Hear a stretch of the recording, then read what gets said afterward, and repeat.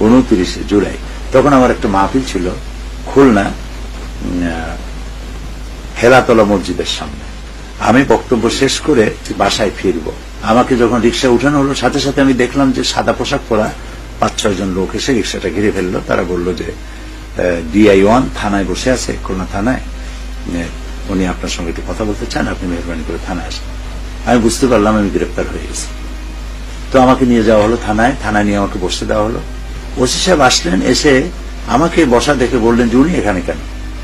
তো second officer সে বলছে যে আমি তো জানি না, এইভাবে লিখে গেল ওরা, আর বলে গেল যে ওনাকে নাকি গ্রেপ্তার করা হয়েছে।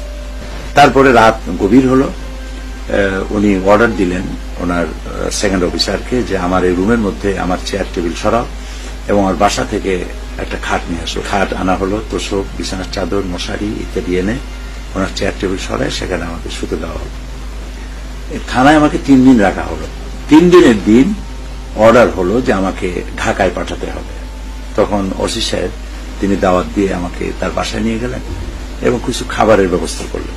বললেন যে এই খাবারগুলি আমার বেতনের টাকা, তো আপনি নির্দ্বিধায় এগুলি খান। উনি খুব নাম করা ওসি ছিলেন, আমার মনে আছে তার নাম ছিল বাদশা মিয়া।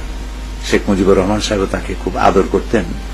তো বাদশা মিয়া তিনি আমাকে বললেন, থানায় কোন রথী মহারথী গ্রেপ্তার হয়ে আসলে তাকে খাট দিয়ে শোয়ানো হয়, মশারি টানায়, আমার সার্ভিস লাইফে আমি দেখি নাই। আমি আপনার জন্য এটা কেন করলাম তাও আমি জানি না, এটা বললেন। আরেকটা বললেন যে আপনি একটা দোয়া পড়বেন। উনি আমাকে দোয়া শেখাচ্ছেন, একটা দোয়া পড়বেন। কি দোয়া? তিনি বললেন যে আপনি যখনই কোন সমস্যার সম্মুখীন হবেন তো বলবেন আল্লাহুম্মা ইন্না নাজআলুকা ফি নুহুরিহিম ওয়া নাউযুবিকা মিন শুরুরিহিম। তাই আমি বললাম আপনি এটা জানেন কি করে? তিনি বললেন যে এখানে মওলানা মওদুদী সাহেব আসছিলেন, এই যে হাদিস